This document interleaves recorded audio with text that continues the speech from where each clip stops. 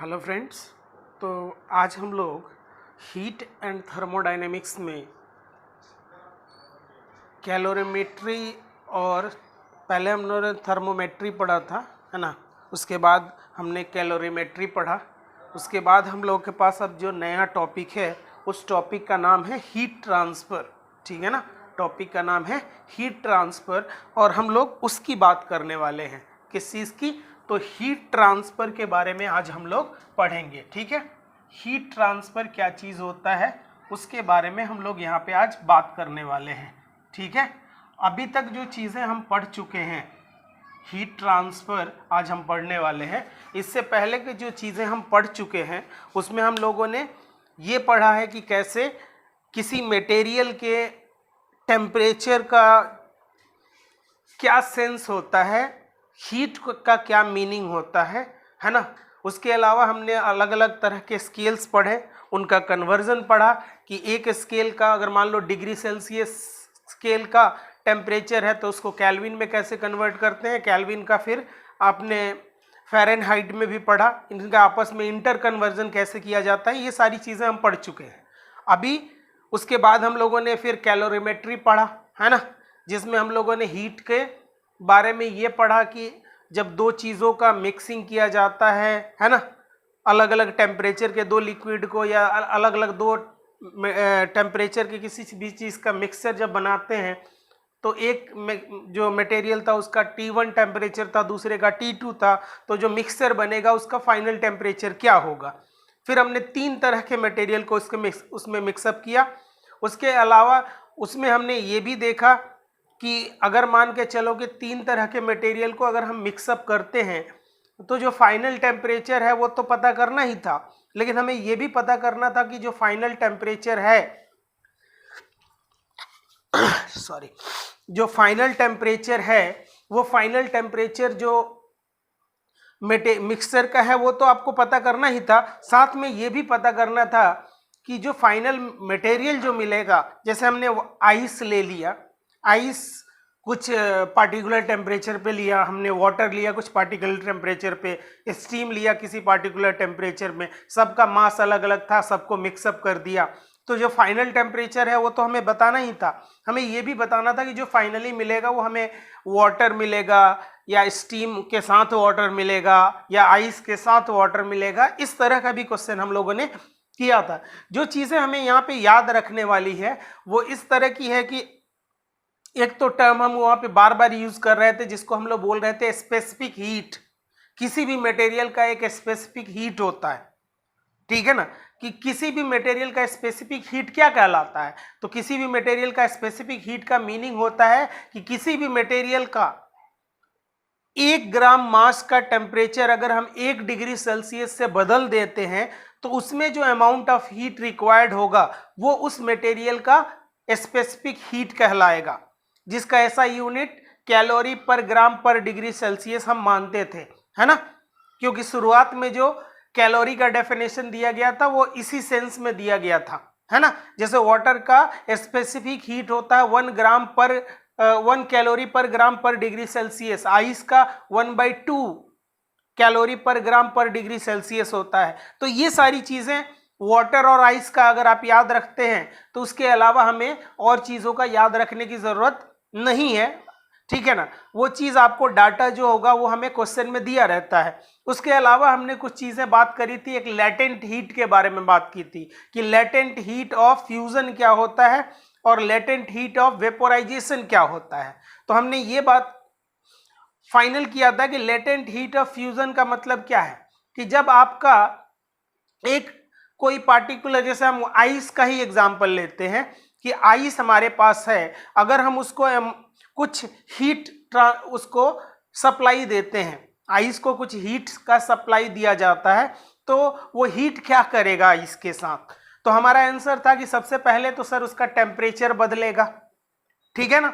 अगर मान लो कि -50 डिग्री सेल्सियस पे हमारे पास आइस है तो अगर हम उसको हीट सप्लाई देते हैं तो सबसे पहले वो हीट क्या करेगा, उस आइस को 0 डिग्री सेल्सियस पे ले आएगा और 0 डिग्री सेल्सियस पे आइस को ले आएगा और फिर वहां से अगर आप फर्दर आप उसको हीट देते हैं तो वो हीट उसके फेज को बदल देगा, यानी आइस को कन्वर्ट करेगा वाटर में, ठीक है ना। और फिर वाटर को आप फिर से कंटिन्यू अमाउंट, वही अमाउंट ऑफ हीट फिर से सप्लाई दे रहे हैं, तो वो वाटर क्या होगा, वाटर का टेम्परेचर बढ़ाएगा, बढ़ाते बढ़ाते बढ़ाते बढ़ाते वो 100 डिग्री सेल्सियस तक ले जाएगा। और 100 डिग्री सेल्सियस के बाद भी आप अगर हीट उसको देते हैं तो वो उस वाटर को, वाटर का जो फेज है वो बदल देगा, यानी वाटर को कन्वर्ट कर देगा वाटर वेपर में। तो यहाँ पे दो चीजें हो रही है, अगर हम आइस और वाटर वेपर के कॉम्बिनेशन को ही देखें तो एक तो उसका टेम्परेचर बढ़ाया जा रहा है। तो जहां पे अगर आप जो अमाउंट ऑफ हीट देते हैं और किसी मटेरियल का टेम्परेचर बढ़ाते हैं तो वहां पे जो Q का कैलकुलेशन किया जाता है वो ms डेल्टा T से किया जाता है।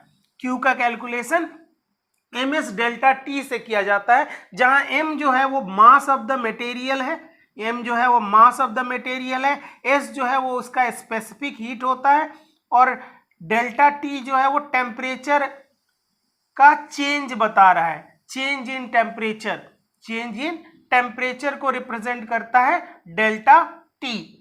बात समझ में आ रही है।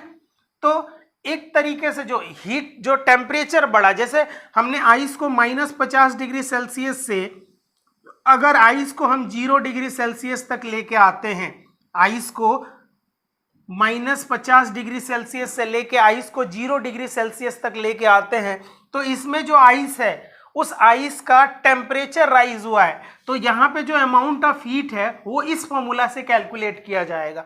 लेकिन जैसे ही आप इसको 0 डिग्री सेल्सियस पे लेके आएंगे और फर्दर आप इसको हीट देते हैं तो ये 0 डिग्री सेल्सियस वाला आइस जो है वो वाटर में चेंज होने लगेगा। यानी यहाँ पे क्या हुआ है, टेम्परेचर राइज किया यहाँ पे, लेकिन यहाँ पे क्या हो जाएगा, फेज चेंज हो जाएगा, इसका फेज बदल जाएगा। यानी ये जो आप आइस देख रहे हो ये जो है वो 0 डिग्री सेल्सियस पे ही रहेगा, टेम्परेचर नहीं बदलता। जब आपका फेज बदलता है तो टेम्परेचर कांस्टेंट हो जाता है ना। तो वहाँ पे वो फेज बदला, फिर वो 0 डिग्री सेल्सियस वाटर को अगर फर्दर आप हीट देते हो तो यहाँ पे फिर से टेम्परेचर राइज कर जाएगा, यहाँ से फिर टेम्परेचर राइज करेगा, और ये मान लो कि 100 डिग्री सेल्सियस तक क्या हुआ, वाटर चला गया। फिर फर्दर आप इसको हीट दोगे तो ये हीट क्या करेगा, तो यहाँ पे आंसर है कि यहाँ पे ये इसके फेज को बदल देगा, इसके फेज को बदलेगा, यानी यहाँ फेज चेंज हो जाएगा, और ये वाटर जो है वो वाटर वेपर में कन्वर्ट होगा।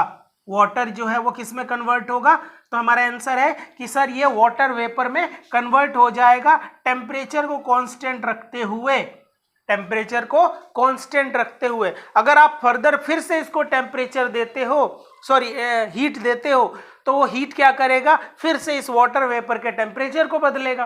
तो ये जो कहानी होती है ना, उसमें एक जगह या टेम्परेचर बढ़ रहा है, या तो फेज बदल रहा है, या तो टेम्परेचर चेंज हो रहा है, या तो फेज बदल रहा है। तो जब टेम्परेचर चेंज हो तो अमाउंट ऑफ हीट निकालने का फॉर्मूला ये है, लेकिन जब अगर फेज बदले तो अमाउंट ऑफ हीट निकालने का तरीका है m into L, m into L, जहां m जो होता है वो तो मास है आप जानते हो, और l जो है इसको लेटेंट हीट कहा जाता है। इसको क्या बोलते हैं, लेटेंट हीट।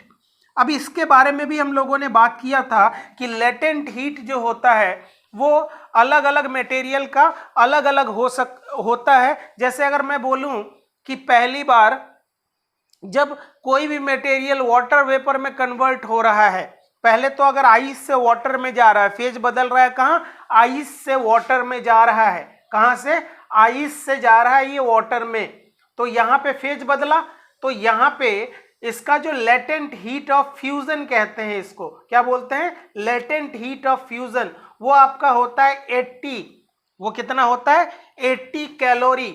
यहाँ पे जो होता है वो लेटेंट हीट जो होता है 80 कैलोरी पर ग्राम पर डिग्री सेल्सियस होता है यहाँ पे, ठीक है ना। लेकिन अगर हम इसी वाटर को वाटर वेपर में कन्वर्ट करते हैं, वाटर को वाटर वेपर में कन्वर्ट करते हैं, यानी यहाँ पे भी फेज बदला है, लेकिन यहाँ पे जब फेज बदलता है तो यहाँ पे जो लेटेंट हीट ऑफ वेपोराइजेशन कहते हैं इसको, लेटेंट हीट ऑफ वेपोराइजेशन जो होता है वो 540 कैलोरी होता है। कितना होता है, 540 कैलोरी होता है। 540 यहाँ पे होता है, 80 यहाँ पे होता है। इन दोनों चीज़ों को अगर हमें याद रखना है, बाकी चीज़ें अगर होगी तो वो हमें गिवन होगी, बाकी चीज़ें हैं तो वो हमें गिवन होगी क्वेश्चन में। तो इस तरह की बातें हमने की थी और फिर फर्दर हम लोगों को अब हम लोग जहाँ पे पहुँचे हैं उस चीज़ का नाम है हीट ट्रांसफ़र। क्या नाम है? Heat transfer. यानी यहाँ से हम जो चीज़ पढ़ने वाले हैं उसको हम बोलते हैं हीट ट्रांसफ़र। ठीक है, तो यहाँ तक मैंने आपको एक रिकैप बताया कि सर ये कहानी होती है जब हीट का चैप्टर हम पढ़ते हैं। आइए इसके फर्दर इसके क्लास को और आगे बढ़ाते हैं और हम यहाँ देखते हैं कि हीट ट्रांसफ़र का क्या मीनिंग है और हीट जो ट्रांसफ़र होता है वो किस किस तरह से हो सकता है। ठीक है ना, तो हमारे पास इसका जो ब्रॉडली क्लासिफिकेशन होता है हीट ट्रांसफर का। पहली बात तो अगर मुझसे कोई पूछे तो हम बोल सकते हैं कि हीट ट्रांसफर होता ही क्यों है, हीट ट्रांसफर होता ही क्यों है। तो हमारा आंसर है कि जब कभी भी दो एंड, अगर मान लो कि ये आपका एक रॉड है और इस रॉड के दो एंड का टेम्परेचर अलग अलग होगा तो हीट का ट्रांसफर होगा। कभी भी किसी भी दो एंड के बीच में टेम्परेचर का डिफरेंस होते ही हीट का ट्रांसफर हो जाता है। बात समझ में आ रही है ना। अगर मान लो कि मैंने कोई भी मटेरियल लिया और जिस मटेरियल को हमने लिया है उसका टेम्परेचर ज़्यादा है और एटमॉस्फेयर का टेम्परेचर कम है, तो हीट जो है वो फ्लो करना स्टार्ट हो जाएगा उस मटेरियल से एटमॉस्फेयर में या इन्वायरमेंट में या जो कहिए आप मीडियम में। लेकिन अगर मीडियम का टेम्परेचर ज़्यादा है तो क्योंकि टेम्परेचर ज़्यादा जिधर का होगा हमेशा हीट फ्लो करता है हाइयर टेम्परेचर से लोअर टेम्परेचर के तरफ, है ना। द फ्लो ऑफ हीट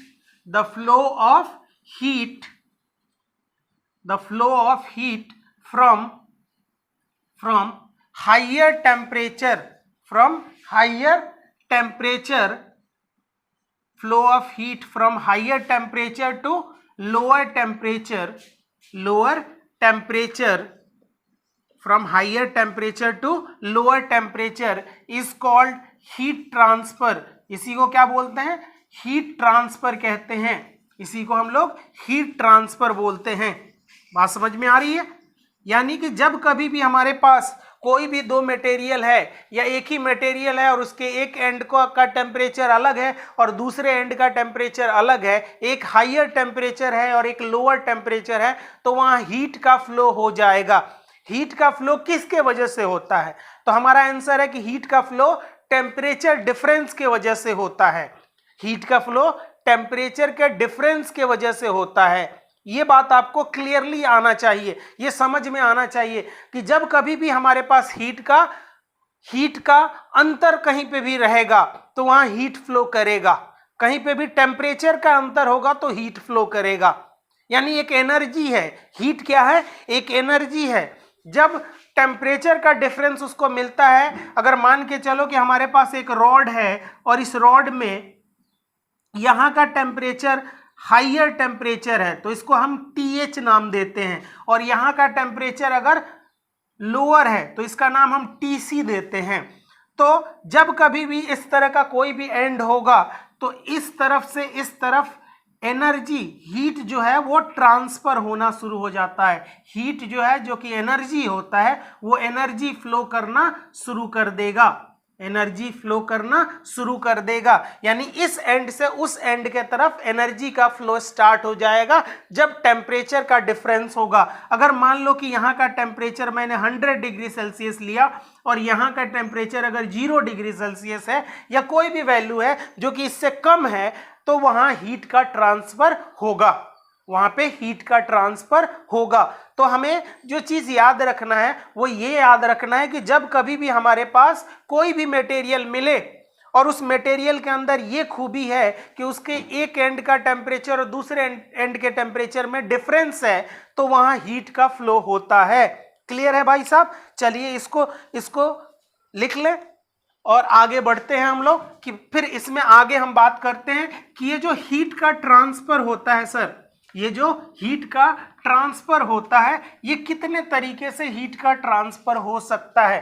तो हमारा आंसर है कि there are 3 mode of heat transfer, there are 3 modes of heat transfer, 3 mode में हीट ट्रांसफर होता है। There are 3 modes of heat transfer, there are 3 modes of heat transfer, modes of heat transfer, यानी 3 mode होते हैं जिससे heat transfer हो सकता है। ठीक है, पहला मोड जो हमारे सामने आता है उसका नाम है कंडक्शन। क्या नाम है? कंडक्शन। एक जो हीट ट्रांसफर होता है उसका नाम है कंडक्शन। दूसरा जो हीट ट्रांसफर होता है उसका नाम है कन्वेक्शन, उसका नाम है कन्वेक्शन। और तीसरा जो हीट का ट्रांसफर होता है उसका नाम है रेडिएशन। 3 तरह से हीट का ट्रांसफर होता है 3 मोड में। One is called conduction, one is called convection and one is called radiation. Convection हमारे सिलेबस में ज़्यादा नहीं है, जो जनरली जो चीज़ें हम पढ़ेंगे वो हम पढ़ेंगे कंडक्शन और रेडिएशन के बारे में ज़्यादा पढ़ेंगे। फिर भी हम थोड़ा डिस्कशन कन्वेक्शन पे भी करेंगे कि कन्वेक्शन क्या होता है। बात समझ में आ रही है? तो ये आप लिखें।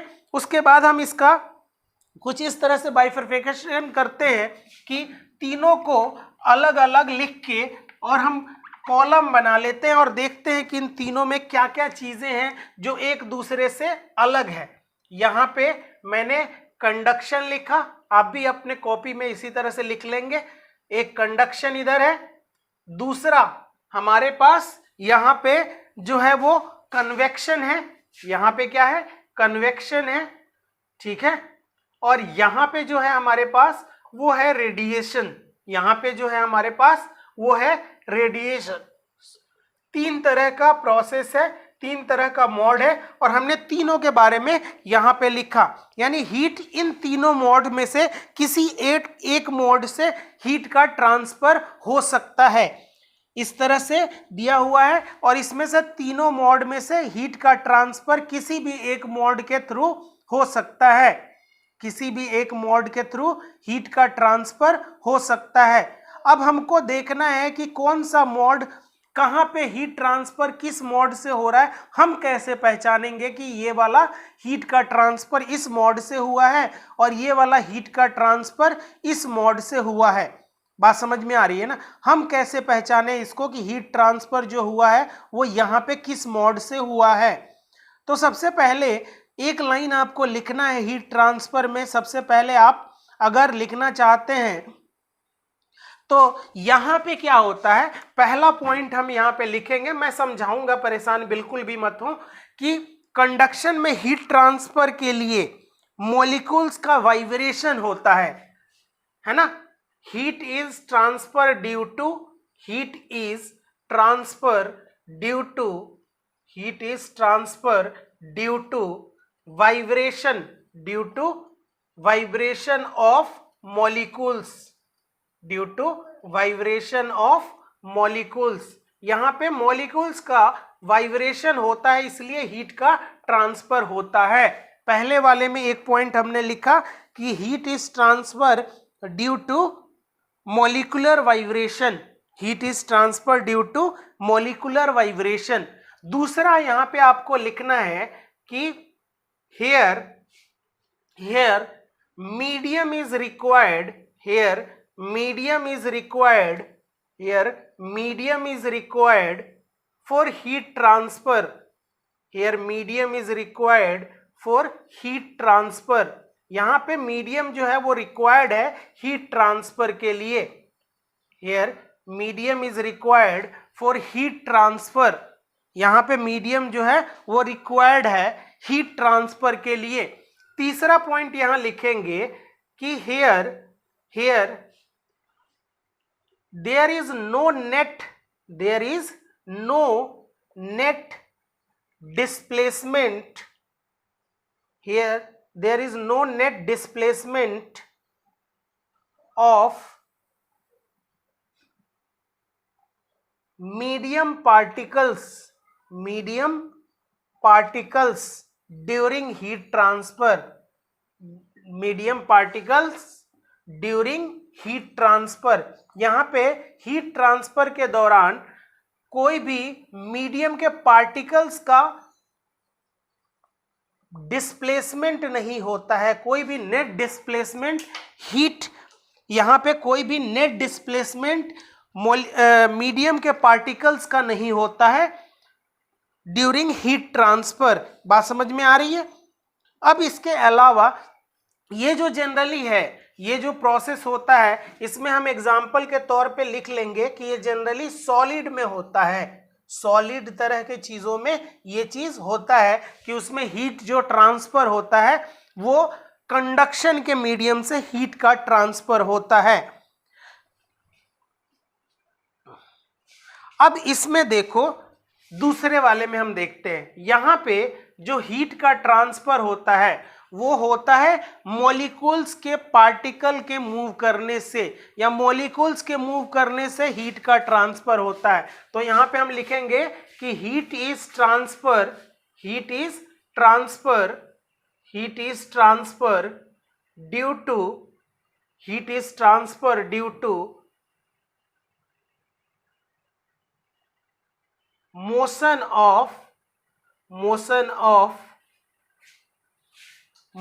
of molecules, motion of molecules, ठीक है ना। यहां पे दूसरे वाले केस में यहां पे हमें मीडियम की जरूरत होती है ना, यहां पे भी मीडियम की जरूरत होती है। हेयर मतलब दूसरा वाला पॉइंट फिर से पूरा का पूरा लिख लेना है आपको। Here medium is required for heat transfer, यहाँ पे दूसरा पॉइंट आप लिख लीजिएगा कि here medium is required for heat transfer, यहाँ पे मीडियम की रिक्वायरमेंट है हीट ट्रांसफर में। तीसरा पॉइंट हम यहाँ पे लिखेंगे कि देयर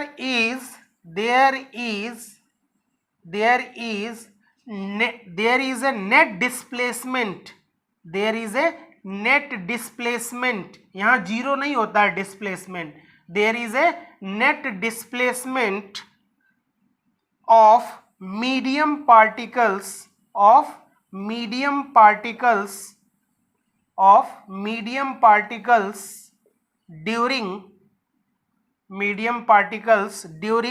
heat transfer,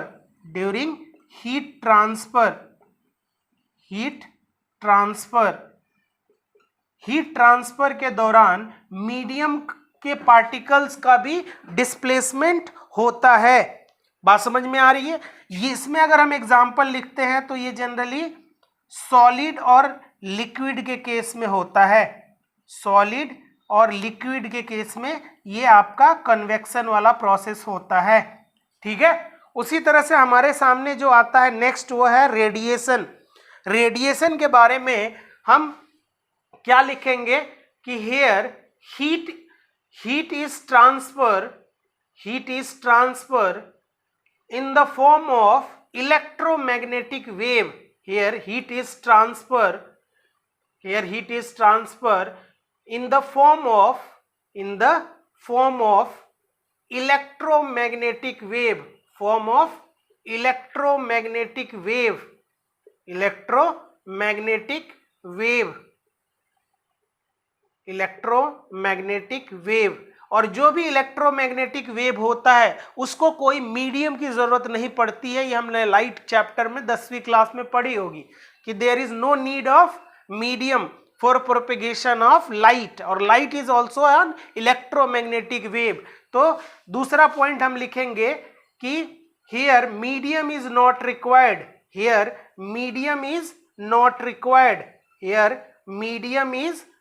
रिक्वायर्ड, यहाँ पे मीडियम रिक्वायर्ड नहीं है भाई साहब, here medium is not required, ठीक है, here medium is not required. तीसरा पॉइंट अगर आप इसमें लिखना चाहते हैं तो लिख सकते हैं कि it is the fastest mode of heat transfer, it is the fastest mode of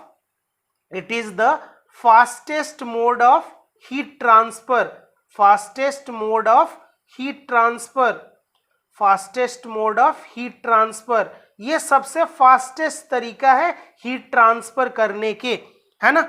generally ये जो होता है एग्जाम्पल में हम लिख सकते हैं कि सॉलिड, लिक्विड और गैस, ये तीनों में होता है। सॉलिड, लिक्विड और गैस, ये तीनों में आपका ये प्रोसेस देखा जाता है। तीनों तरह के मटेरियल में ये प्रोसेस आपको दिखाई देगा। तो आप पहले इसको लिख लें, फिर मैं आपको इन चीज़ों के बारे में समझाता हूं कि रियल में ये चीज़ क्या है। ठीक है ना, मैं आपको इसका प्रोसेस समझाता हूं। ठीक, चले आइए अब देखते हैं इसके प्रोसेस के बारे में कि ये प्रोसेस कैसे काम करता है और जनरली हम इसमें क्या पढ़ने वाले हैं। बात समझ में आ रही है ना। आइए देखते हैं इसके प्रोसेस के बारे में। चलो, सबसे पहले हम लोग, मिटाता हूं मैं इसको, और सबसे पहले हम लोग मतलब ऐसे रहने देना, बाइफर्केशन जो किया गया था ना, ये बांटा हुआ था जो, उस तरह से आप रहने देना, है ना। बारी बारी से हम तीनों को यहाँ पे देख लेंगे कि कैसे इसमें क्या हो रहा है। ठीक है, थोड़ा सा ध्यान देने की बात है। अगर हीट में देखें तो बहुत इंपॉर्टेंट टॉपिक होता है जहां से क्वेश्चन आना लगभग तय है, फिक्स है, ऐसे समझे। लगभग तय नहीं बोले तो बोले कि फिक्स है ना। देखो होता क्या है कि अगर मैं बात करता हूं सबसे पहले कंडक्शन की, तो कंडक्शन में होता ये है कि मान के चलो कि हमारे पास एक रॉड है। किसके बारे में मैं बात कर रहा हूं? कंडक्शन के बारे में बात कर रहा हूं। और इसमें हमारे पास एक रॉड है, और इस रॉड के किसी एक एंड को हम लोगों ने हीट सप्लाई दे दिया। क्या किया? हीट सप्लाई दिया। यहां इसको हीट करना शुरू करते हैं हम लोग। तो अगर हम इस रॉड को अगर इस तरह से हीट करना शुरू करते हैं तो यहां जो हीट है वो धीरे धीरे यहां तक पहुंचता है। बात समझ में आ रही है ना कि जब आप इसको हीट कीजिएगा तो ये हीट जो है वो, अगर मान लो कि इसको हमने हीट किया, यहां से हीट करते हैं और हम रॉड को ऐसे पकड़ के रखते हैं। कभी आपने आग के ऊपर ऐसे देखा होगा कि एक रॉड को हम लोग आग के ऊपर ऐसे रखते हैं, धीरे धीरे गर्म होते होते होते होते बाद में हमें महसूस होने लगता है कि वो गर्मी हमारे उंगलियों तक भी पहुंच गई है।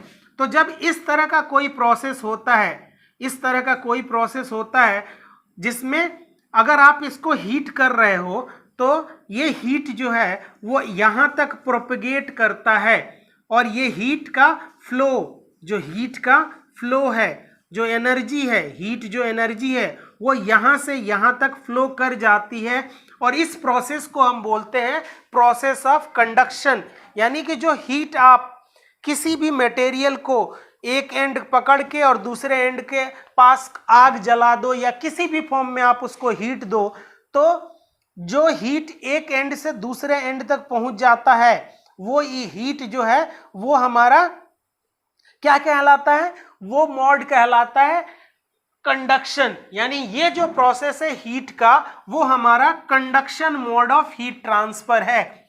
आप समझ रहे हैं कि जब कभी भी आप किसी रॉड को, आप यहां लिख सकते हैं कि वेन एबर ए रॉड और rod is heated at one side, at one end लिखें, then heat is transfer to the other end through conduction, to the other end through conduction. यानी कंडक्शन के माध्यम से ये जो हीट है वो एक एंड से दूसरे एंड तक पहुंच जाता है, और ये जो प्रोसेस है वो हमारा कंडक्शन कहलाता है। और अगर हमने अभी जो लिखवाया था उसमें पहली बात तो ये लिखवाया था कि हीट जो यहाँ पे ट्रांसफर होता है वो यहाँ मॉलिक्यूल्स के वाइब्रेशन के वजह से ट्रांसफर होता है। इसका क्या मीनिंग है? तो मीनिंग इसका ये है कि जब आप यहाँ पे हीट दे रहे हो तो ऐसा नहीं है कि यहाँ का पार्टिकल्स जब गर्म हो रहा है तो ये गर्म पार्टिकल्स यहाँ पहुंच रहा है, नहीं, ऐसा नहीं होता है। जब आप यहाँ पे इसको हीट देते हो तो यहाँ के मॉलिक्यूल्स के पास जो हीट मिला है उसके वजह से इसकी एनर्जी बढ़ गई, और इसकी एनर्जी बढ़ गई तो ये वाइब्रेट तेजी से करने लगा, और जब ये वाइब्रेट करता है तो बगल वाले मॉलिक्यूल्स को भी ये एनर्जी प्रोवाइड कर देता है, तो वो भी वाइब्रेट करना शुरू कर देता है। वो बगल वाला वो भी वाइब्रेट करना शुरू कर देता है, उसके बगल वाला वो भी वाइब्रेट करना शुरू कर देता है। इस तरह का ये जो हीट है वो यहाँ पे अलग अलग मटेरियल, अलग अलग मॉलिक्यूल्स के वाइब्रेशन के वजह से यहाँ तक पहुँच रहा है। यहाँ मीडियम का पार्टिकल्स यहाँ तक नहीं पहुँचते हैं, इसीलिए उसमें लिखा है कि there is no displacement of particles medium from one end to another end, है ना। नेट डिस्प्लेसमेंट यहाँ जीरो होता है। यहाँ पे जो हीट ट्रांसफर हो रहा है वो किसके वजह से हो रहा है, तो पार्टिकल्स के अंदर मौजूद मॉलिक्यूल्स के वाइब्रेशन के वजह से ये हीट इस एंड से इस एंड तक जाता है, इसलिए वो पॉइंट वहां पे लिखवाया गया है। ठीक है, ये बात आपको समझ में आ रही है कि यहाँ मॉलिक्यूल्स यहाँ से यहाँ ट्रांसफर नहीं हो रहा है, ये मॉलिक्यूल्स को एनर्जी देते ही ये तेजी से वाइब्रेट कर रहा है, बगल वाले को भी दे दिया, बगल वाले को भी दे दिया, ऐसे करते हुए लास्ट एंड तक पहुंचता है। इसलिए इस मोड में वाइब्रेशन के वजह से हीट एक एंड से दूसरे एंड तक पहुंच रहा है। यानी जो मॉलिक्यूल्स यहाँ पे है वो तो यहीं पे है, उसका डिस्प्लेसमेंट जो नेट डिस्प्लेसमेंट है वो तो जीरो है, वो यहां से यहां थोड़ी गया है, वो तो यहीं के यहीं है। समझ में आ रहा है ना आपको बात। तो ये कहानी जो होती है वो किसकी होती है, कंडक्शन की कहानी होती है। क्लियर है। आइए अब हम देखते हैं किसकी बात, अब हम बात करेंगे कन्वेक्शन की। वैसे तो हमारे सिलेबस में ये नहीं है ज्यादा, लेकिन फिर भी यहाँ पे हम बात करते हैं कन्वेक्शन में क्या होता है। तो हमारा आंसर है कि अगर मान लो कि आप कहीं पे इस तरह का सिचुएशन है, और इस सिचुएशन में आपने यहाँ पे क्या किया है कि एक लैंप जो है उस लैंप को लिया है, और इस लैंप को यहाँ पे आपने आग जला दिया। इस लैंप को मतलब समझो कि यहाँ पे कुछ था जिससे आपने यहाँ पे आग लगाया, और आग लगाने के बाद क्या करें कि आप इधर से फूंक मारे, इस तरफ से आप इसको फूंक मारे, या यहाँ पे एक फैन लगा दें, यहाँ पे आप एक फैन लगा दें और इस फैन को आप ऑन कर दें, तो क्या होगा। तो हमारा आंसर है कि जब आप इस तरह से कीजिएगा, ये हमारा हीट है, ये क्या है, हीट है।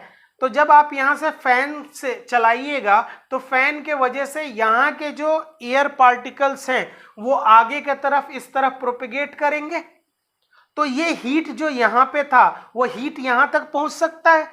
तो यहाँ पे जो हीट ट्रांसफर हुआ, यहाँ पे जो हीट ट्रांसफर हुआ वो ट्रांसफर किस तरह से हुआ, तो यहाँ के जो एयर पार्टिकल्स थे जो कि गर्म हो चुके थे, वो एयर पार्टिकल्स आगे की तरफ प्रोपेगेट कर रहे हैं और वो किसी और जगह पे पहुंच रहे हैं। तो यहाँ पे जो हीट का प्रोपेगेशन हुआ वो थ्रू द पार्टिकल्स हुआ, यानी यहाँ पे पार्टिकल्स का नेट डिस्प्लेसमेंट है, यहाँ पे पार्टिकल्स का नेट डिस्प्लेसमेंट है, क्योंकि फैन ने इस पार्टिकल्स को आगे बढ़ा दिया और ये यहाँ तक पहुंचे, और यहाँ तक पहुंच के उसने हीट यहाँ पे भी दिया। बात समझ में आ रही है। उसके बाद हमने यहाँ पे क्या लिखाया था कि यहाँ पे भी मीडियम की जरूरत है, यहाँ पे एयर है, यहाँ पे मीडियम के फॉर्म में क्या है, एयर है। तो यहाँ पे आपने हीट किया तो एयर के पार्टिकल्स ही तो गर्म हुए, और यहाँ से फैन अगर हम धक्का देते हैं तो फैन का वो हवा यहाँ तक पहुँचता है, एयर के पार्टिकल्स पहुँचते हैं, तो यहाँ भी गर्माहट का महसूस यहाँ पे भी होता है। बात समझ में आ रही है। तो या आप ऐसे ही देखो ना कि जो आपका कूलर होता है, उस कूलर में भी यही कहानी होता है ना, गर्म उसको ठंडा कैसे करते हैं, तो उसमें एक फैन लगा हुआ होता है, और वो फैन क्या करता है, हवा को आगे की तरफ फेंकता है, और पीछे पानी गिर रहा होता है तो पानी की बूंदें भी उसके साथ जाती है, तो वो ट्रैवल करता है। समझिए वहाँ हीट होता और वो फैन जो है वो हवा को आगे की तरफ फेंकता, तो क्या ये हीट यहाँ तक नहीं पहुँचती, पहुँच जाती। तो इसका मतलब क्या है कि ये प्रोसेस जो है वो हमारा कन्वेक्शन का प्रोसेस कहलाता है। इस कन्वेक्शन के प्रोसेस में मैंने आपको क्या लिखाया कि यहाँ पे जो हीट का ट्रांसफर होता है वो हीट का ट्रांसफर पार्टिकल के मीडियम के अंदर मौजूद पार्टिकल के रियल मोशन के वजह से होता है, और यहाँ पे पार्टिकल का नेट डिस्प्लेसमेंट जीरो नहीं होता, यहाँ पे पार्टिकल का नेट डिस्प्लेसमेंट जीरो नहीं होता।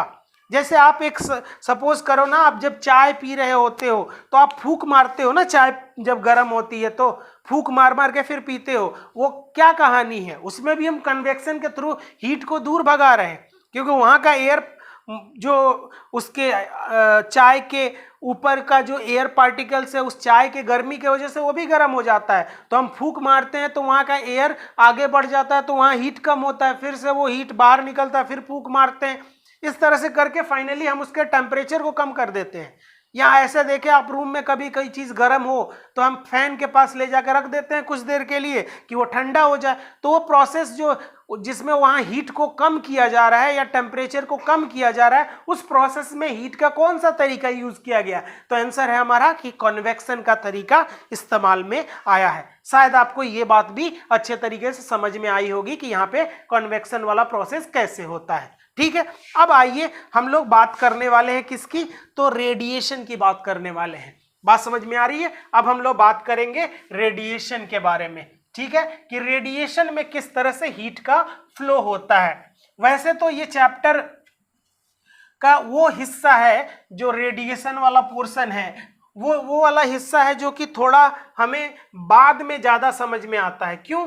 क्योंकि ये जो रेडिएशन प्रोसेस है वो इलेक्ट्रोमैग्नेटिक वेव के बारे में है, और इलेक्ट्रोमैग्नेटिक वेव हमने पहले पढ़ा नहीं है और इसलिए थोड़ा कम हमें समझ में आता है। फिर भी मैं कोशिश करता हूं आपको ज़्यादा से ज़्यादा ये समझ आए कि कुछ चीज़ें जो ज़रूरत की है वो मैं यहाँ पे आपको बताऊंगा।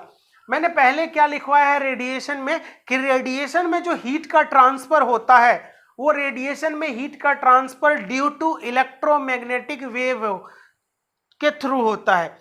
इलेक्ट्रोमैग्नेटिक वेव के थ्रू कैसे होता है? तो हमने शायद इलेक्ट्रोस्टैट स्टार्ट करने के टाइम में इलेक्ट्रोमैग्नेटिक वेव के बारे में कुछ स्टडी किया था, जिसमें हमने आपको बताया था कि इलेक्ट्रोमैग्नेटिक वेव में जनरल इलेक्ट्रोमैग्नेटिक वेव जो होता है वो दो कंपोनेंट से मिलकर बना होता है, जिसमें एक होता है आपका इलेक्ट्रिक फील्ड और दूसरा होता है आपका मैग्नेटिक फील्ड। ई फील्ड मतलब इलेक्ट्रिक फील्ड और बी फील्ड मतलब मैग्नेटिक फील्ड। और वेव जो होता है वो इस तरह से प्रोपेगेट करता है। ये कौन सा डायरेक्शन है? तो प्रोपेगेशन ऑफ वेव का डायरेक्शन है। ये कौन सा डायरेक्शन है? तो हमारा आंसर है कि it is the direction of propagation of electromagnetic wave. It is the propagation it is the direction of propagation of electromagnetic wave. यानी कि अगर इलेक्ट्रिक फील्ड इधर वाइब्रेट कर रहा है तो मैग्नेटिक फील्ड आपके तरफ वाइब्रेट कर रहा है, और मैं जो डायरेक्शन में चल रहा हूं ये वाला आपका वेव का डायरेक्शन है चलने का। तो इस तरह का कोई भी वेव इलेक्ट्रोमैग्नेटिक वेव कहलाता है। और ये इलेक्ट्रोमैग्नेटिक वेव को चलने के लिए जो स्पीड है उसकी स्पीड होती है c, जो 3 × 10⁸ मीटर पर सेकेंड होती है ना, जिसको आप लाइट की स्पीड भी बोल रहे हो। तो light is also an electromagnetic wave. तो इलेक्ट्रोमैग्नेटिक वेव की जो स्पीड होती है इतनी होती है। और हमने ये भी पढ़ा है कि it does not require medium, medium is not required. यहाँ पे मीडियम जो होता है वो रिक्वायर्ड नहीं होता, यहाँ पे मीडियम जो है वो रिक्वायर्ड नहीं होता। किस केस में? तो हमारा आंसर है इलेक्ट्रोमैग्नेटिक वेव के केस में। तो जरूरी नहीं है कि इलेक्ट्रोमैग्नेटिक वेव आपका लाइट ही है। इलेक्ट्रोमैग्नेटिक वेव के रेंज होते हैं जिसको हम लोग इलेक्ट्रोमैग्नेटिक स्पेक्ट्रम कहते हैं। बात समझ में आ रही है? इलेक्ट्रोमैग्नेटिक स्पेक्ट्रम क्या चीज होता है? तो हमारा आंसर है कि सर इलेक्ट्रोमैग्नेटिक स्पेक्ट्रम हम बोलते हैं। इलेक्ट्रोमैग्नेटिक स्पेक्ट्रम अगर मैं बोलूं तो यहाँ पे इस स्पेक्ट्रम के बारे में थोड़ी बात करते हैं, फिर मैं आपको रेडिएशन पे वापस ले आऊँगा। परेशान बिल्कुल मत हो आप, ये समझ में आएगा आपको कि क्या चीज़ है इलेक्ट्रोमैग्नेटिक स्पेक्ट्रम।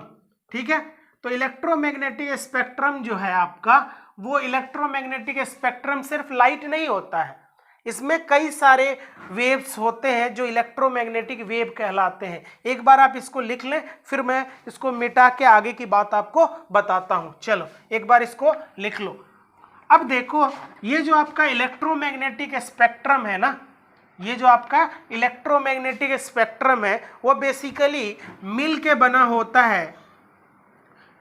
एक तो होता है इसमें रेडियो वेव, है ना, आपके पास क्या होता है एक रेडियो वेव होता है। Radio wave is also an electromagnetic wave. आगे चलेंगे हमको पता चलेगा ये इलेक्ट्रोमैग्नेटिक स्पेक्ट्रम के अलग अलग पार्ट्स हैं। यानी इलेक्ट्रोमैग्नेटिक वेव जो होता है वो सिर्फ लाइट नहीं है, और भी वेव्स हैं जो इलेक्ट्रोमैग्नेटिक वेव होते हैं। वो सारे प्रॉपर्टीज ये भी शो करते हैं जो लाइट शो करती है, इसीलिए इसको भी इलेक्ट्रोमैग्नेटिक वेव कहा जाता है। तो रेडियो वेव, माइक्रोवेव, इंफ्रारेड, आपने शायद नाम सुना हो इंफ्रारेड, है ना। उसके बाद हमारे पास होता है लाइट वाला सेक्शन। उसके बाद हमारे पास होता है लाइट वाला सेक्शन, जिसको हम लोग क्या बोलते हैं, विजिबल रीजन। क्या बोलते हैं, विजिबल रीजन, ठीक है। इसके बाद हमारे पास क्या होता है, विजिबल रीजन, ठीक है ना। उसके बाद हमारे पास होता है अल्ट्रा वायलेट। क्या होता है, अल्ट्रा वायलेट। उसके बाद हमारे पास क्या होता है, एक्सरे। उसके बाद हमारे पास होता है एक्सरे, कॉस्मिक रे, बहुत और आप लिख सकते हो, ठीक है ना। लेकिन यहाँ तक ही आप देखें तो ये जो है ना, ये radio wave, microwave, infrared, visible region, ultra wave, ultra violet और एक्सरे, ये सब क्या हैं। तो हमारा आंसर है कि ये एक्चुअल में सारे के सारे इलेक्ट्रोमैग्नेटिक वेव हैं। सारे के सारे इलेक्ट्रोमैग्नेटिक वेव हैं। और इलेक्ट्रोमैग्नेटिक वेव वो वेव होता है जिसकी स्पीड वैक्यूम में 3 × 10⁸ मीटर पर सेकेंड होती है। जिसकी स्पीड 3 × 10⁸ मीटर पर सेकेंड होती है। 3 × 10⁸ मीटर पर सेकेंड होती है। और साथ में ये जो वेव है उसको चलने के लिए किसी मीडियम की ज़रूरत नहीं पड़ती है। इसको चलने के लिए किसी मीडियम की ज़रूरत नहीं पड़ती है। बात समझ में आ रही है ना। इसके अलावा अगर मैं कुछ और भी इसमें लिख सकता हूँ, चाहूँ तो मैं लिख सकता हूँ इसमें गामा रेज और एक हमारा कॉस्मिक रेज भी होता है। ये सब के सब कैसे हैं, ये सब के सब हमारे कौन से हैं, इलेक्ट्रोमैग्नेटिक वेव हैं। Electromagnetic wave. और ये रेडिएशन में मैंने आपको बोला कि रेडिएशन जो होता है उसमें हीट जो ट्रांसफर होता है वो इलेक्ट्रोमैग्नेटिक वेव के फॉर्म में ट्रांसफर होता है। तो अब इस बात को समझने की ज़रूरत है कि जैसे मान के चलो कि मैंने किसी एक आयरन के रॉड को लिया और उसको आग में ले जाके कुछ देर तक छोड़ दिया, तो आपने देखा होगा कि वहाँ पे वहाँ आसपास जो है वो लाइट दिखाई भी देता है, रेड के तरह चमकता है। और साथ में अगर उसके आसपास हाथ रखेंगे तो गर्माहट भी महसूस होती है। यानी वहाँ से हीट ट्रांसफ़र हो रहा है, वहाँ से हीट ट्रांसफ़र हो रहा है थ्रू इलेक्ट्रोमैग्नेटिक वेव। यानी कि वो रॉड जो है उससे हीट निकल रही है। और वो हीट किस फॉर्म में निकल रही है, तो हमारा आंसर है कि हीट वहाँ पे इलेक्ट्रोमैग्नेटिक वेव के फॉर्म में निकल रही है। कई बार आपने देखा होगा कि हमारे घरों में कई सारे बर्तन होते हैं जिसमें हम लोग घर में खाना बनाते हैं।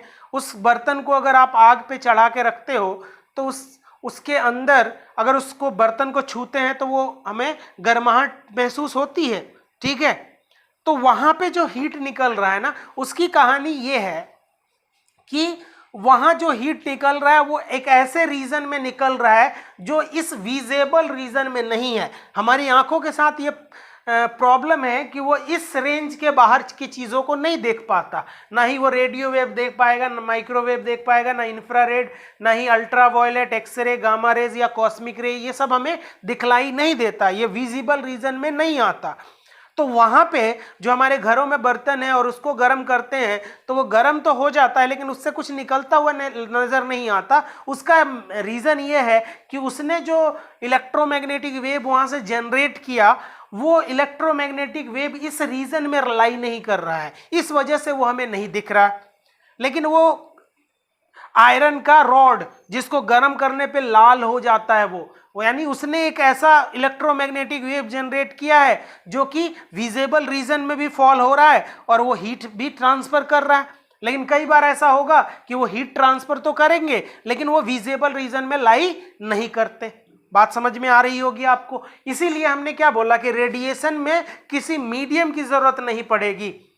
जरूरी देखो एक बात और समझने की है कि जैसे मैंने एक रॉड की बात की थी शुरुआत में कंडक्शन वाले टाइम में, कि कंडक्शन में क्या होता है, तो कंडक्शन में ये कहानी होगी कि कंडक्शन के टाइम में जब आप एक एंड ऑफ रॉड को हीट कर रहे हो, एक एंड ऑफ रॉड को हीट कर रहे हो, तो उस समय आपने हीट किया, हीट दिया, तो हीट दिया तो मॉलिक्यूल्स के वाइब्रेशन के थ्रू इस एंड से हीट इस एंड तक ट्रांसफर कर गया, ये भी बात सही है। लेकिन क्या उस समय सिर्फ कंडक्शन हो रहा है कि कन्वेक्शन भी हो सकता है? हो सकता है कन्वेक्शन सर, क्योंकि अगर मान लो कि जब हम हीट कर रहे हैं तो आसपास एयर पार्टिकल्स हैं और यहां से हम एक फैन लगा दें तो ये एयर पार्टिकल्स ऐसे भी ट्रैवल कर रहे हैं, तो कन्वेक्शन वाला भी हीट ट्रांसफर हो रहा है।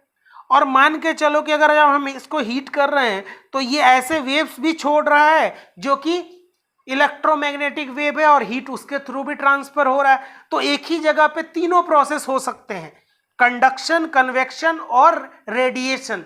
लेकिन हम पढ़ते उसको हैं जो कि ज्यादा हो रहा होता है। बात समझ में आ रही है? यानी कि एक प्रोसेस में दोनों के दो हो रहे हैं, एक प्रोसेस में तीन हो रहे हैं, एक प्रोसेस में एक हो रहा है।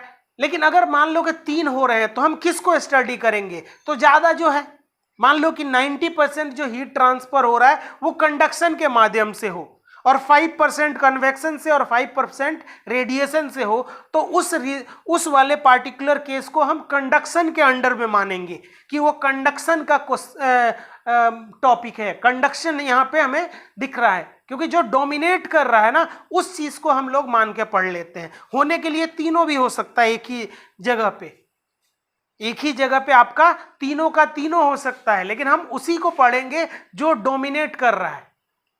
ठीक है ना, इस बात को आपको समझना है।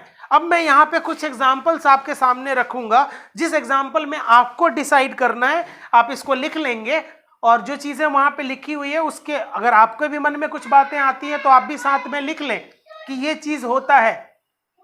ठीक है ना, ये चीज होता है। ये वापस अगर हम लोग ऑप्टिक्स शुरू करेंगे तो ये सारी चीजें फिर से शुरुआत की जाएंगी, फिर से आपको बताया जाएगा कि इलेक्ट्रोमैग्नेटिक स्पेक्ट्रम का वो हिस्सा जो हमारे आई के लिए विजिबल है उसी को लाइट बोलते हैं। और आप ये जानते होंगे कि optics is the study of light. और लाइट क्या होता है? लाइट ये वाला होता है, यानी जो हमारे आंखों को दिख रहा है वही तो लाइट है भाई। तो हम इस रीजन को ऑप्टिक्स में पढ़ते हैं। ये आपका एक्सरे जो है वो हम मॉडर्न फिजिक्स में पढ़ेंगे। बात समझ में आ रही है? तो ये कहानी है, यहां तक आप लिखें, फिर हम इससे आगे की बात करते हैं। ठीक है, यहां तक लिखें, इसके बाद हम आगे की बात कर रहे हैं। चलिए आइए देखते हैं। अगर मान के चलो कि हमें क्या बोला गया कि एक रॉड है और इस रॉड में एक रॉड है और उस रॉड में कहानी ये है, एक रॉड है और इस रॉड की कहानी ये है कि इसका एक एंड जो है, इसका ये वाला एंड जो है वो टेम्परेचर हाई पे है और ये वाला जो एंड है वो टेम्परेचर कोल्ड पे है। इसको हॉट जंक्शन बोलते हैं और उसको कोल्ड जंक्शन बोलते हैं। इसको हॉट जंक्शन और इसको कोल्ड जंक्शन बोलते हैं। हॉट जंक्शन और कोल्ड जंक्शन बोलते हैं। ठीक है ना, यानी एक का टेम्परेचर ज्यादा एक का कम। कोल्ड का मतलब यहाँ ठंडा नहीं रहेगा, है ना। हॉट या कोल्ड जंक्शन बोलते हैं, या इसको बोल सकते हैं कि लोअर टेम्परेचर वाला पॉइंट है। ये क्या है? लोअर टेम्परेचर वाला पॉइंट है हमारे पास। ठीक है, अब देखें इस चीज को कि अगर मान के चलो कि यहाँ पे आसपास एयर भी है, यहाँ पे आसपास एयर भी है और हमने इसको हीट सप्लाई देना शुरू किया, इस एंड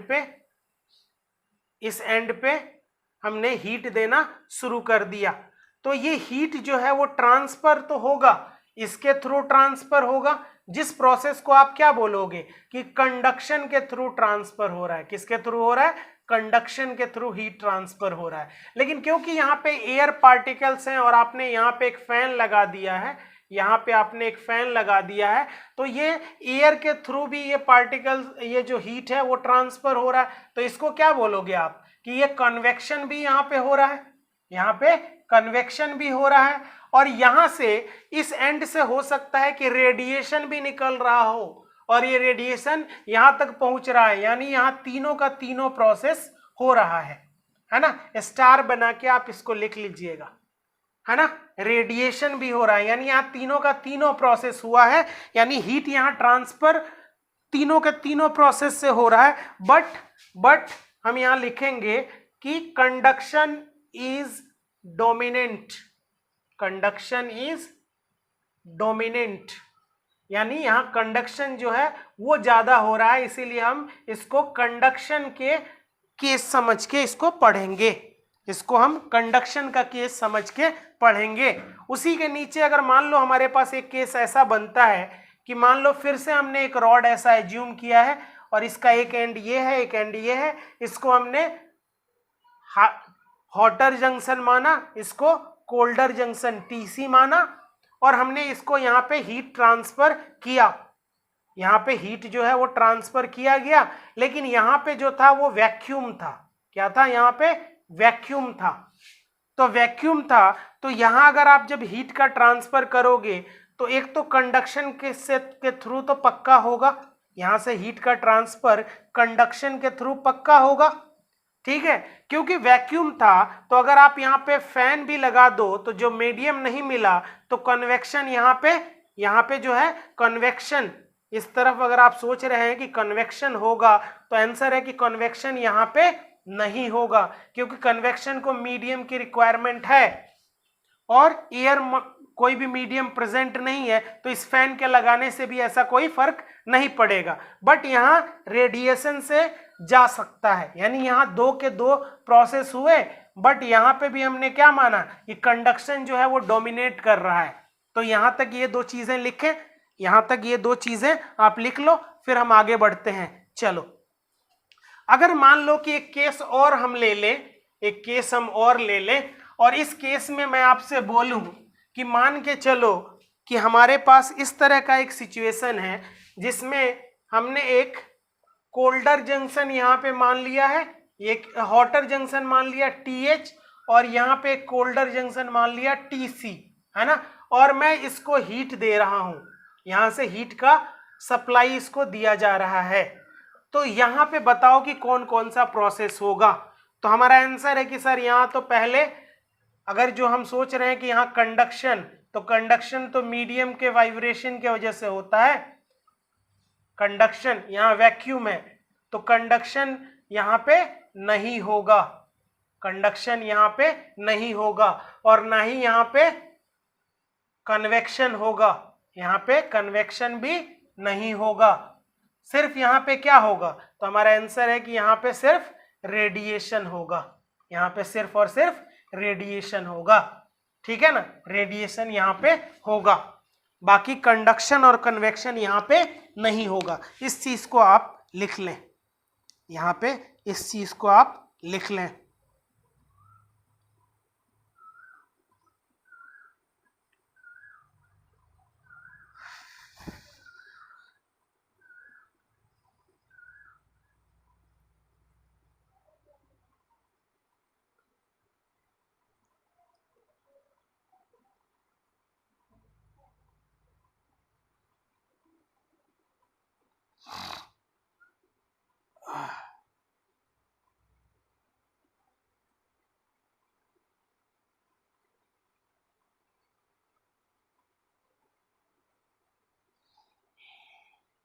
अब यहां से हम लोग बारी बारी से किस चीज की शुरुआत करने वाले हैं?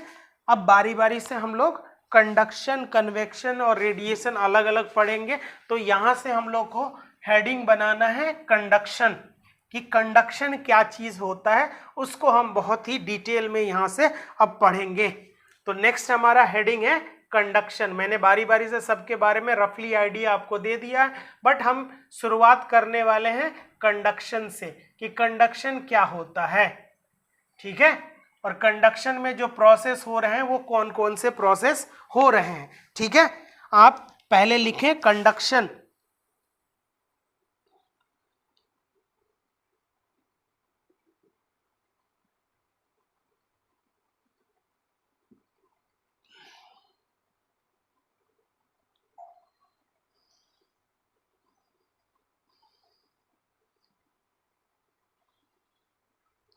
ठीक है।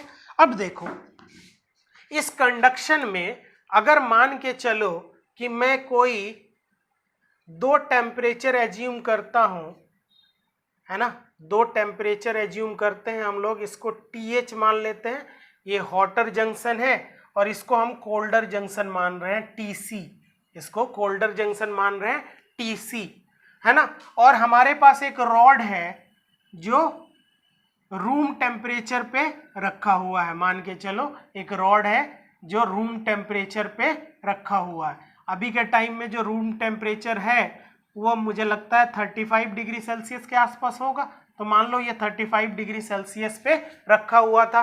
अब हम इसको उठा के यहाँ से यहाँ लेके आते हैं, यहाँ से यहाँ लेके आते हैं और यहाँ इसको फिट कर देते हैं।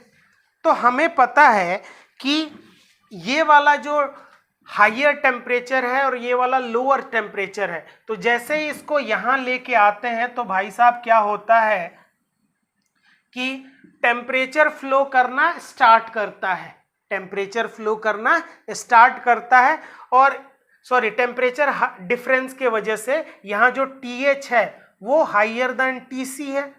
सो heat is flowing from TH to TC, TH से TC के तरफ हीट फ्लो करेगा। TH is greater than TC, so heat is flowing from TH to TC। लेकिन होता क्या है, होता ये है कि इसकी दो बातें हैं। पहली बार जब आप इसको वहां पे ले जाके लगाते हैं ना, तो यहाँ का टेम्परेचर अलग है और यहाँ का टेम्परेचर अलग है। तो स्टार्टिंग में जब आप यहाँ से जब हीट फ्लो करता है ना, तो वो हीट इसके थ्रू एंटर कर रहा है, और ये एंटर करते करते करते करते ये आपका यहाँ तक पहुँचता है। टेम्परेचर यहाँ से एंटर करता है और यहाँ तक पहुँचता है। तो हमें मालूम है कि इसमें क्या होता है, पहले कि जो हीट हम देते हैं ना वो पूरा का पूरा यहाँ नहीं पहुँचता। स्टार्टिंग में जो हीट है वो पूरा का पूरा TC तक नहीं पहुँचता। कुछ हीट जो है वो इस रॉड, जो मान लो L लेंथ का एक रॉड मान लेते हैं, इस L लेंथ के एक रॉड के अंदर ये हीट जो है वो खुद खा जाता है। कौन? रॉड जो है वो हीट को कुछ खा जाता है, और जितना यहाँ से हीट चलता है वो TC तक नहीं पहुँचता। तो हम यहाँ पे लिखेंगे कि इन या इनिशियली लिखो, इनिशियली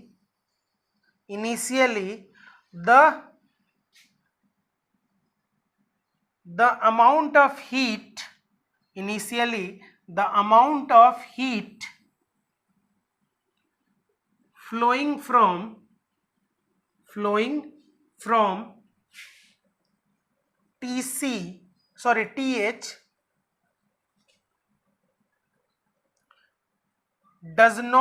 TH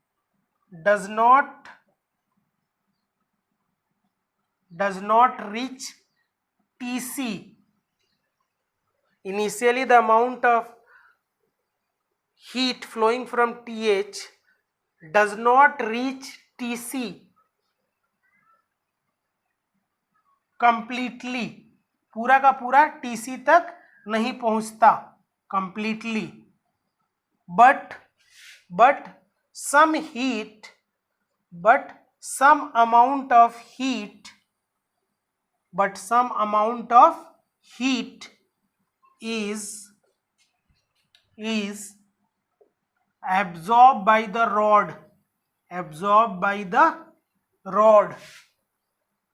रॉड के द्वारा एब्जॉर्ब कर लिया जाता है। तो इसका मतलब क्या हुआ भाई साहब? तो इसका मतलब हुआ कि इनिशियली अगर यहाँ से H अमाउंट ऑफ हीट अगर चला है, कहाँ से? यहाँ से अगर आप H अमाउंट ऑफ हीट को या H1 अमाउंट ऑफ हीट को यहाँ लाते हो, और मान के चलो कि यहाँ पे H2 पहुँच रहा है, तो ये जो H1 है वो H2 से ज़्यादा है, यहाँ पे इनिशियली ये कंडीशन है कि H1 जो है वो H2 से ज़्यादा है, और ये कहानी होती है। और ये कहानी जो है ना उसको हम बोलते हैं दिस स्टेट इज नोन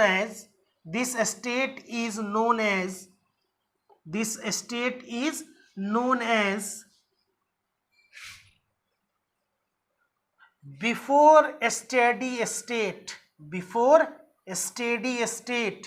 इस स्टेट को हम बोलते हैं बिफोर स्टेडी स्टेट। इसको हम क्या बोलते हैं? Before steady state. ठीक है ना, तब ये होता है। चलिए अब नेक्स्ट हम देखते हैं, ये लिख लीजिए। उसके बाद हम बात कर रहे हैं कि फिर क्या होता है। तो हमारा आंसर है कि उसके बाद क्या होता है कि जैसे जैसे समय बीतते जाता है, जैसे जैसे समय बीतते जाता है, एक समय आता है ना, आफ्टर अ लॉन्ग टाइम,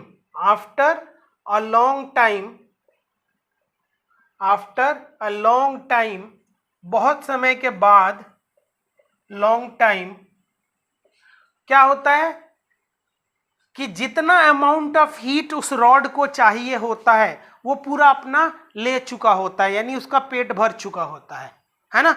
अब जितना हीट यहां से निकलता है पूरा का पूरा यहां तक पहुंच जाता है। ठीक है ना। After a long time when heat from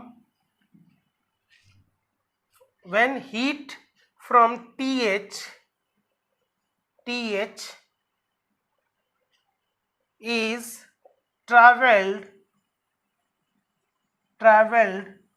up to TC,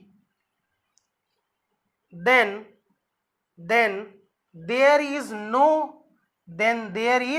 no loss of heat during this process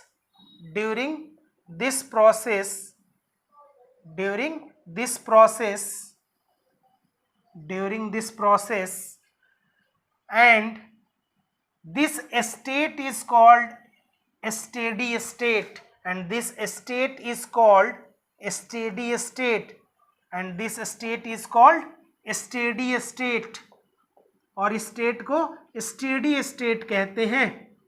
ठीक है ना।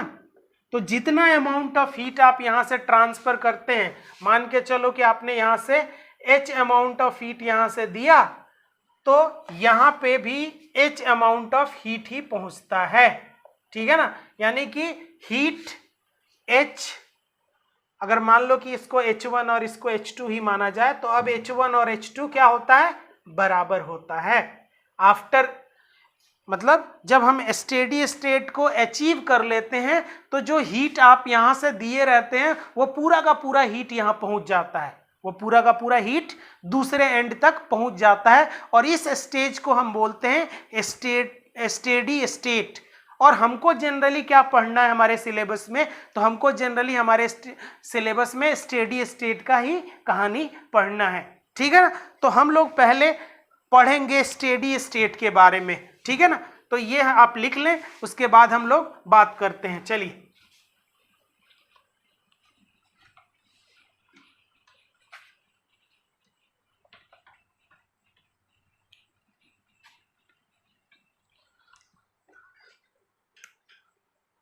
कि एट स्टेडी स्टेट, जब हमने स्टेडी स्टेट को पा लिया तब की बात कर रहे हैं हम लोग। एट स्टेडी स्टेट, थोड़ी बात हम बिफोर स्टेडी स्टेट की भी करेंगे, लेकिन अभी नहीं, बाद में।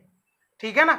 ऐसा है हमारा सिचुएशन, एक रॉड है और इस रॉड का एक तरफ का टेम्परेचर, मान लीजिए यहाँ का हाइयर टेम्परेचर है, हॉटर जंक्शन, और ये हमारा कोल्डर जंक्शन।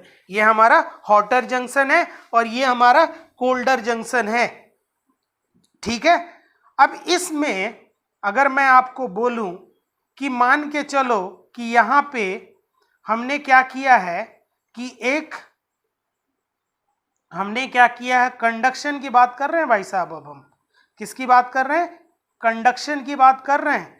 तो कंडक्शन में जब दो एंड पे हमारे पास रॉड है और मान के चलो कि हमने क्या किया कि यहाँ का जो टेम्परेचर था इसको मेंटेन कर दिया 100 डिग्री सेल्सियस, इसको मेंटेन कर दिया 100 डिग्री सेल्सियस, और टेम्परेचर जो यहाँ पे था उसको हमने मेंटेन कर दिया है 50 डिग्री सेल्सियस। और ये जो था वो यहाँ से उठा के लाए थे, कहाँ से? रूम टेम्परेचर से इसको उठा के लाए थे, ठीक है ना, इसको रूम टेम्परेचर से उठा के लाए थे हम, यहाँ पे रूम टेम्परेचर से उठा के लाए थे, मान लो 30 डिग्री सेल्सियस से इसको उठा के लेके आए थे। इस रॉड का जो लेंथ है वो L मान लिया गया है, इस रॉड का जो लेंथ है उसको हम लोगों ने L मान लिया है। अब होता क्या है कि अगर मान लो ये वाला जो है ना, ये ऐसे मत समझिएगा कि ये 100 डिग्री सेल्सियस बाद में कम हो जाएगा, वो 50 वाला बढ़ जाएगा, ये फिक्स रखा गया है, इसको भी फिक्स रखा गया है और ये वाला टेम्परेचर भी फिक्स रखा गया है।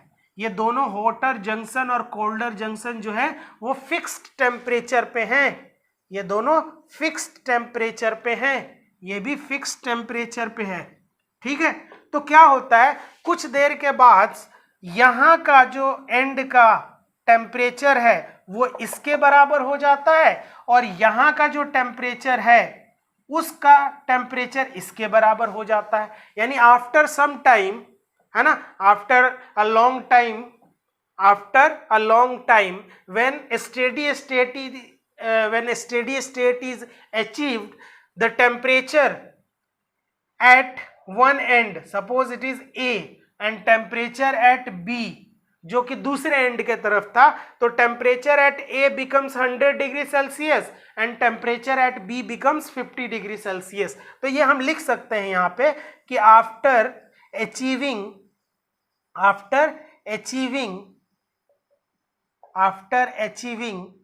steady state, after achieving steady state, the temperature of A becomes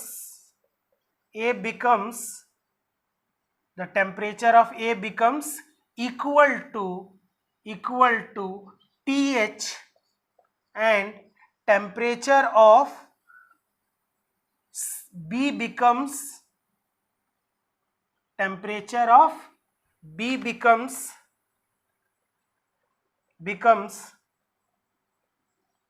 TC, है ना, और टेम्परेचर B का जो होता है वो कितना हो जाता है? TC। After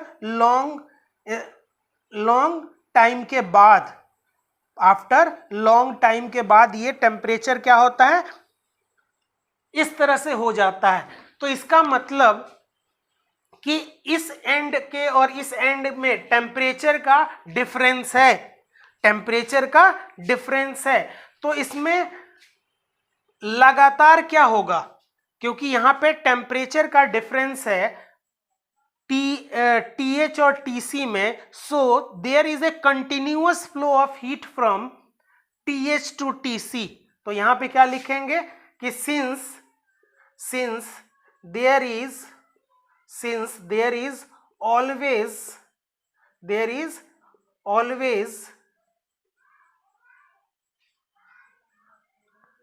always a difference of temperature, there is always a difference of temperature, there is always a difference of temperature between TH and TC, then so there is a continuous flow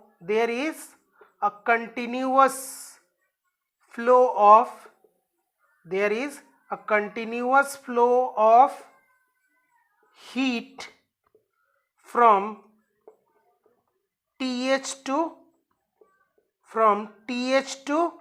TC, continuous flow of heat